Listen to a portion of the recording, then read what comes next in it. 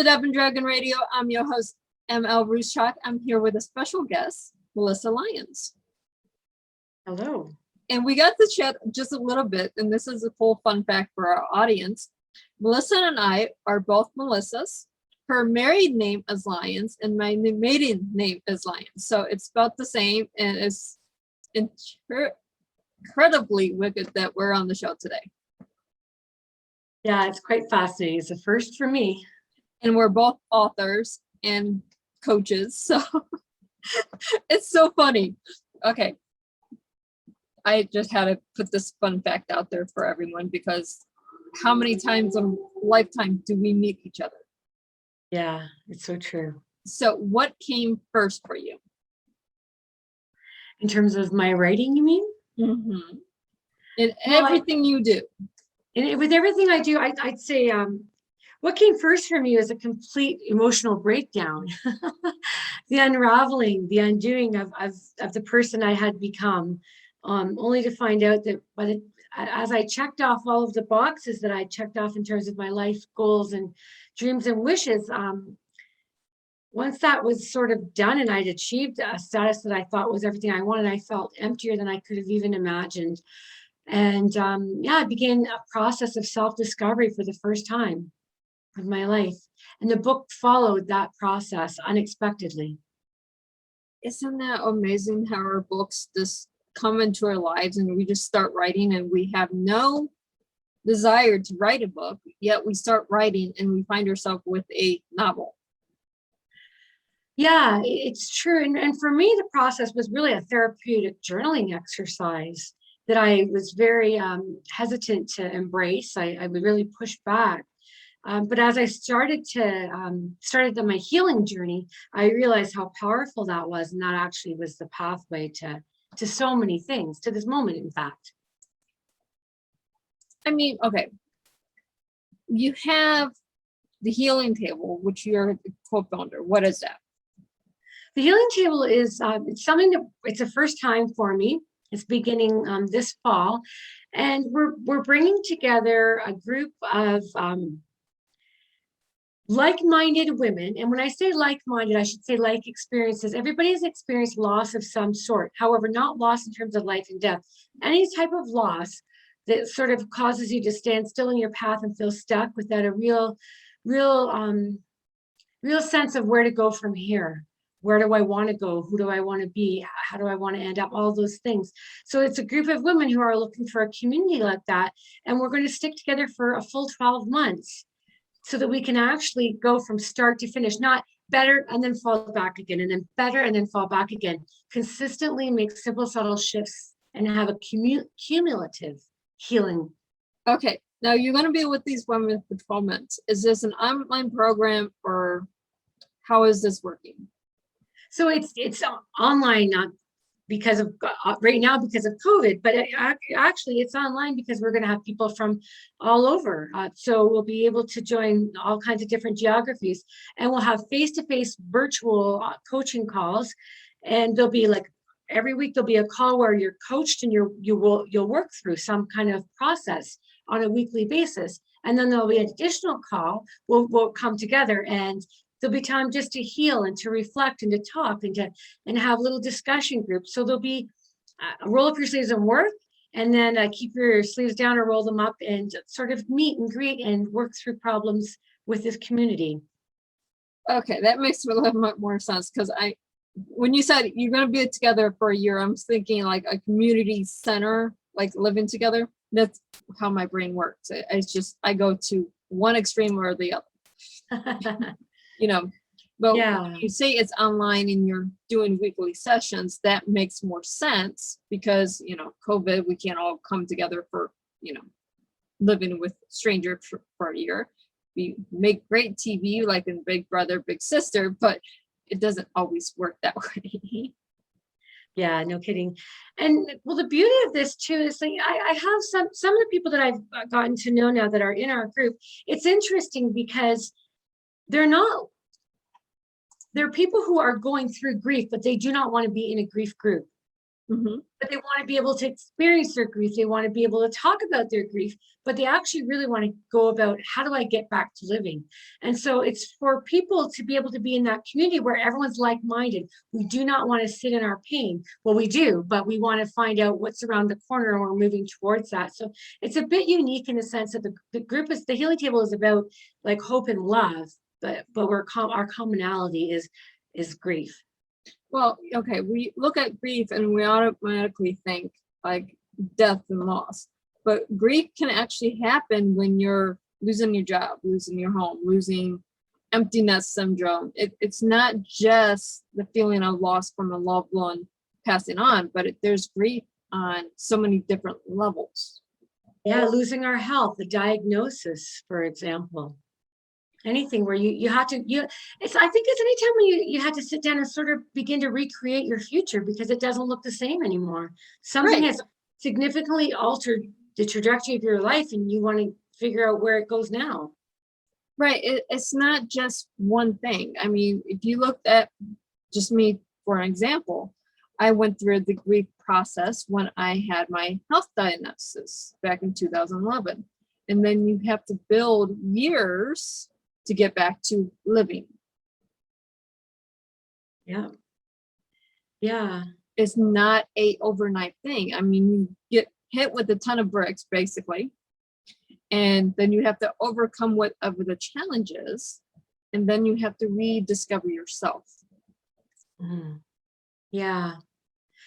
Yeah. And I'm doing a lot of work in the field of empaths and highly sensitive people these days. And I find anybody who falls into that category, when they actually realize if they're in the, let me just backtrack for a second. In my case, what I found when I was 47 years old was all of a sudden the person I'd been being in the life that I've been living was actually aligned to my own truth. And I had to actually recreate and rediscover who I was and who I was meant to be, knowing my new truth, because it wasn't my truth to that point. And that in itself is having to create a whole new path and rebuild too from scratch. I mean, you don't think about it, but when you stuck in life, you create this life, whatever it is. You can be living your life, go to school for this life that you want to build, and then something happens and the universe says, no, this is not your path. So then you have to rebuild, and you struggle. You fight against what the universe wants you to do versus what you think is the truth that you want to do. Yeah, very true. Very true. So it's a constant internal struggle until you say, okay, I'm putting my life in the hands of the universe. Now, what's my new truth? It's true. It's when you're able to let go of your attachment to the outcome and literally just enjoy the journey, Mm-hmm. no matter what it brings. And, isn't that, it's so simple. It doesn't mean it's easy, but it's very simple. Yeah, it's never simple or easy. It's not going to be easy, but it is simple. If you simplify it and enjoy the ride, you actually enjoy it a lot more, and it becomes a lot more easy because you're not stressing yourself. Mm-hmm. Yeah, and you're not trying to control. Yeah. You can't control the universe. Yeah. You can control your universe as in your own person, but you can't control everything else. Mm-hmm. Yeah. So what else are you working on right now? I mean, there's so much. I'm reading through some of the things that are in front of me, and you do so much. I can't just pick one thing. One of the things I'd really like to do is simplify that. Speaking of simple and easy. And so the healing table is actually, for me, it's tying in together my books, the two books that I wrote. The first one being I Will Always Love You, which was actually, it sort of wrapped up my 30 months journey of self-discovery. And so these days I'm, just trying to figure out where everything fits. I've got all my puzzle pieces, and now I'm painting my full picture, and it feels good to be aligning, I guess. Aligning. I mean, we take our life, we We have a full puzzle. And you said this to yourself, you have all these puzzle pieces. We take our full leap, we look at our full puzzle that now that we are successful in whatever career path that we choose and go, we're not happy. So what do? We take the puzzle and take it apart again.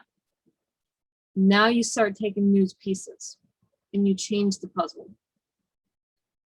Have you ever done that? Take two puzzle pieces and try to figure out which one goes to which puzzle?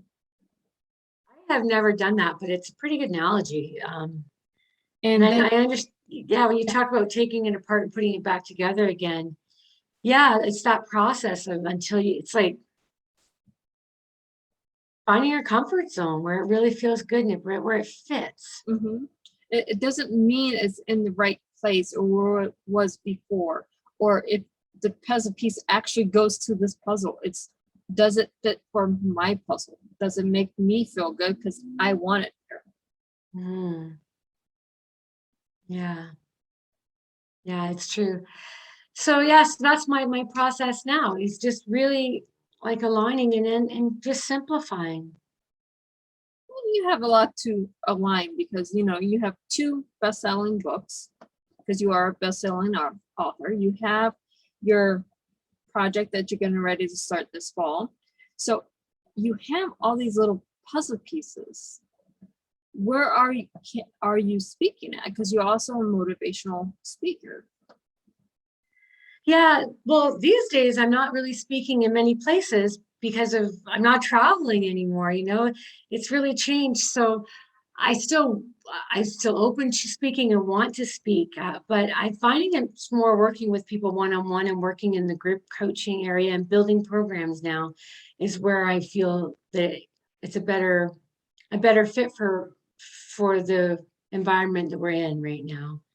Because let's face it, like we can watch all kinds of things online virtually, but being somewhere live where you're in a group and an audience and you're going through it, it's a whole different. Right. I'm okay. So as a motivational speaker, I can tell you, when you're live in front of people, you can feed off the energy of your crowd. Yeah. You're doing it virtually, you don't have that connection to feel where their energy is within the room. Mm-hmm. However, we're in the digital age where everything is now done one-on-one online.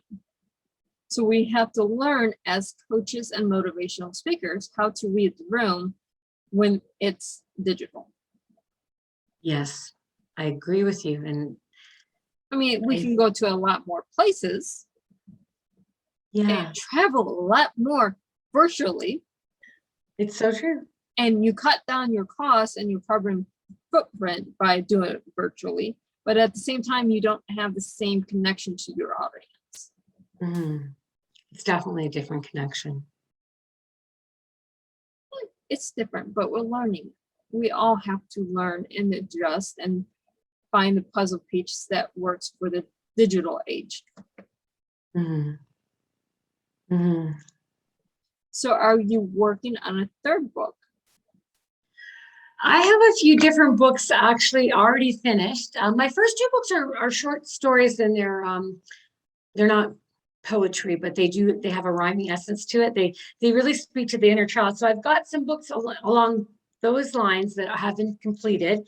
But what I really want to do is a larger book in the self-help world of books, but still have it simple and to the point, not very many words, and have people actually work through it. So I think that's where I'll go next with the next book that I bring. It'll be a combination of an application and education together in one book. That'll be an interesting read because the self-help books, there's a couple authors that I know of, and they put in a page in the book so you can write in the book. Mm-hmm. It actually says right here, and the page is blank. Mm-hmm. And it's just, if you're like me, if I'm taking a course or something, or I'm doing something in the self-help book, I don't want an extra journal. I want to write right here in the book. Yeah, me too. And I want to be able to have enough room because your thoughts are so connected to whatever it is that you just read that you need to have them in that vicinity. I find that I write all through my books that I can hardly read the book anymore. So yeah, Mhm. having that space to unpack or just sort of get into the moment of wherever you are in that learning or in that lesson, I think is really important. Yeah, I love books like that because even with my fictional books that I read, I put notes in the margins, and you can't always read the book at the after you get to, oh, here's a note I need to jot down, because your brain picks something up.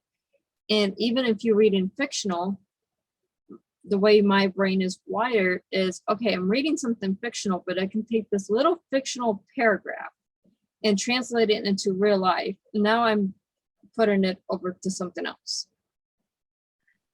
Yeah, yeah, the next step. Mm-hmm.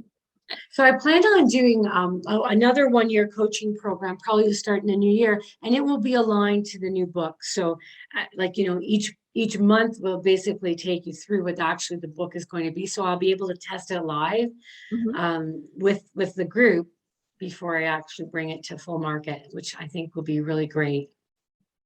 And then you can refine it as what you need. Absolutely.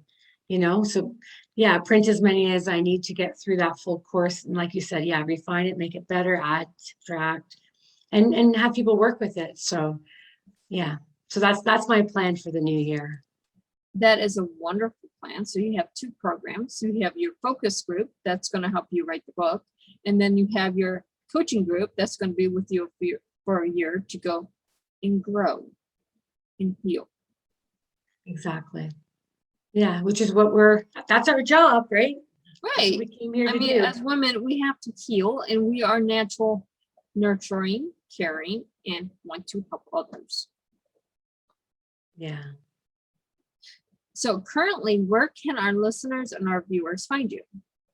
You can find me on my website, which is, trick question, what's my name? Melissa Lyons, your maiden name. So it's Melissa, MELISSA -Lyons, LYONS.com. I have to tell you, when your PR lady contacted me, I'm like, wait, I'm interviewing myself or someone. My first thought is someone's using my maiden name. Like, what? So I actually had to Google you to figure out who you were, because I'm like, I'm all security minded at first. I'm like, no, this is not a coincidence. It doesn't work this way, but it does. That's funny. And there's another one of us, and she's a singer and a dancer from California and does Barbie movies. And often my friends will say, did you start to sing and dance? I'm like, no. That is so funny. We're going to have to get the 3 of us together on podcast, because how many Melissa Lyons really are there? Yeah, I think there are a few. But this was wonderful. And again, we can find you at melissa-lyons.com. And, you know, everything's there. It's motivational. It's inspirational. It's growing. It's healing. It's there. Take advantage of it. Thank you. And thank you so much for being on the show today. My pleasure. Appreciate And it. for all of our listeners and our viewers, happy reading.